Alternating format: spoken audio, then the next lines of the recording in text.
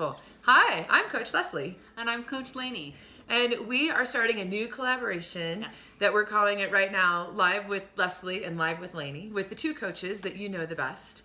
And we are excited to talk to all of you and share our thoughts on what it means to be healthy and fit as we move into our 40s, which both of us are. We're already there. We're already there. And we know some of you are getting there. And what our experience is of being healthy and being in the fitness industry, gosh, now for 20 years for the both of us, I think, right? Yeah, easily, yeah.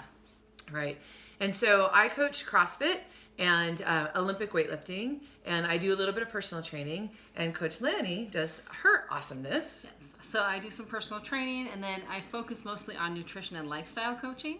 I also do functional diagnostic nutrition. So I run functional lab tests with people to investigate hormone, digestive, detoxification function, and help them feel better. Awesome. In their own bodies. Right? And that's really where we come together. Yeah. We want people to feel better in their own bodies, right? Because we all look different. We all do different things. And whether you're doing Pure Barre, whether you're doing CrossFit, it's important that you pay attention to your lifestyle and pay attention to your nutrition and that you're happy. Right. That's hugely important. Which is awesome. Right? Yeah.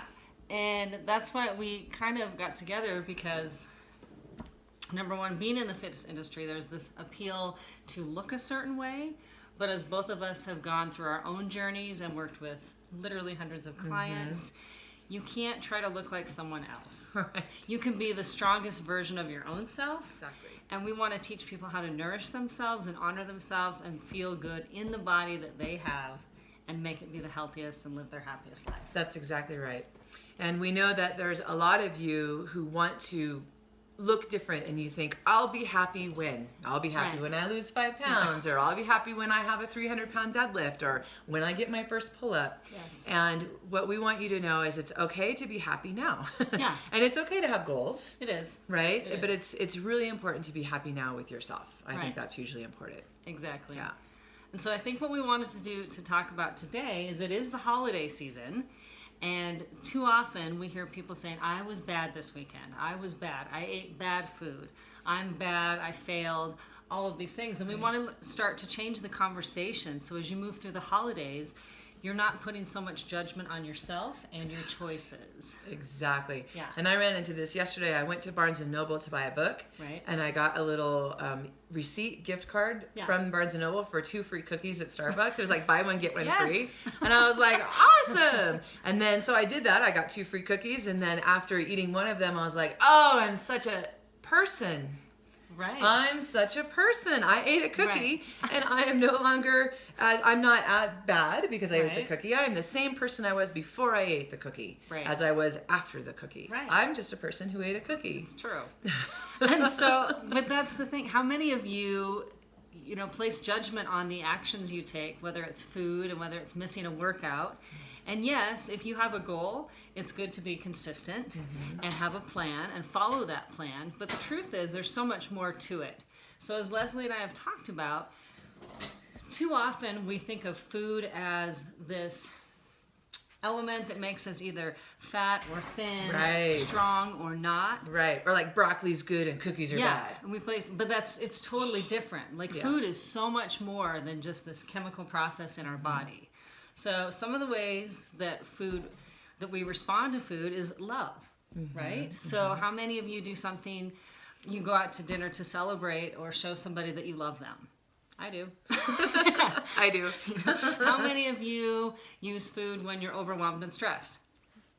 Cookies and wine. Does that make us bad people? No, but that tells us that food is serving a purpose other than just feeding our body. Exactly. It's feeding emotions, it's feeding all these different things, and we need to acknowledge that so we can face it, and not be mad at it. Right. And I think that's a big part of just accepting where we are today. Totally. Like, I could have ate that cookie from Starbucks and felt terrible and said, oh my God, I suck as a person, and then gone down the road of, oh, what the hell? I ate one cookie. I might as well eat the other one, and I might as well just eat pizza for lunch and beer for breakfast, know? And it's important, I think, when you start to take away the value, the moral value of food, you just view food as this thing that is, and it doesn't change who you are. Right. And then you can then make the decision of, oh, I ate the cookie and it was really delicious and I loved every moment of it. And my next meal was just fine. It was the meal that I had planned for the day, and there was no like downsliding and back sliding and stepping and all of that kind of stuff, right? No, exactly. And now we're not really getting into the emotional eating piece of it, because that is a process that you want to unlearn, and you want to be able to make wise choices that nourish your body. But we're talking about, you're not a bad person if you enjoy a holiday party. Exactly. You're not a bad person if you have grandma's cinnamon rolls this Christmas. You're enjoying those cinnamon rolls because it reminds you of an earlier time in your life. It's the holidays. So some of the advice that we have for you is, when those situations arise, so let's use the cinnamon roll, you're going to slow down. Yes. You're going to taste every single bite and enjoy it. Because that's what it's meant to be. So if you look at it as, I'm going to enjoy this treat or whatever it is because it reminds me of grandma and it's the holidays, and then when it comes time to eat dinner, you make a healthy choice and you have a nice, well-balanced dinner, you don't need to feel bad about the cinnamon roll. That's exactly right. Yeah. Right? And a strategy that I've taken on, that I didn't apply yesterday, but I didn't particularly care, whatever, is it has to be special. Yeah. So if someone brings something that they just bought at a store, I might not choose to indulge.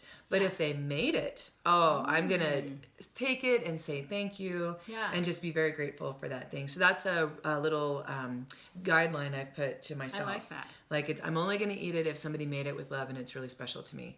And then I'm going to try to have a piece rather than the whole thing. And that's hard, and it takes a long time. I've been working on that process for like 20 years. I know, and even when it's something good like a piece of cake or a pie, I struggle with slowing down, because it's incredible when you slow down and you really taste each bite. You don't need a second piece of anything, because you've slowed down and let your body tell you, ooh, that was good and I'm full. Right. And I find that most of the time, after I have a big sugary thing, I have an immediate metabolic and physiological response to that.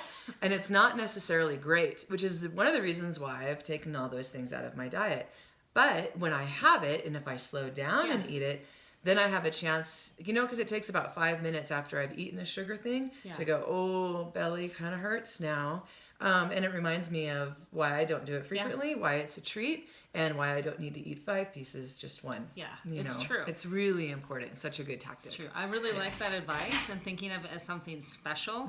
I remember growing up, especially when we went out to eat. We went out to eat so infrequently that we always wanted to have dessert, because that was a special thing. But I remember as I got off to college and had my own job and started to go out to eat a lot more often, I would have dessert all the time, whether I wanted it or not. And I think that's what's happened in our society, is that it's so accessible to have something sweet or a treat all the time. But if you use this advice that she just said, make it a special thing. You don't always have to have dessert after dinner. You don't have to have every treat that's passed around. But if someone makes something homemade and there's lots of love, by all means, go ahead and enjoy it. Yeah. So you have the permission from the 2 coaches in your life to enjoy the holiday season. And one thing I would say too is, if you are embarking on some sort of health and fitness journey, you're going to have to come up with some strategies to try to maintain that. Absolutely. But if you're at this place where you're thinking about it, wait till January. I hate saying wait, but I really don't like when people go, okay, I'm going to be good during the holidays, and then they place judgment on themselves the whole time.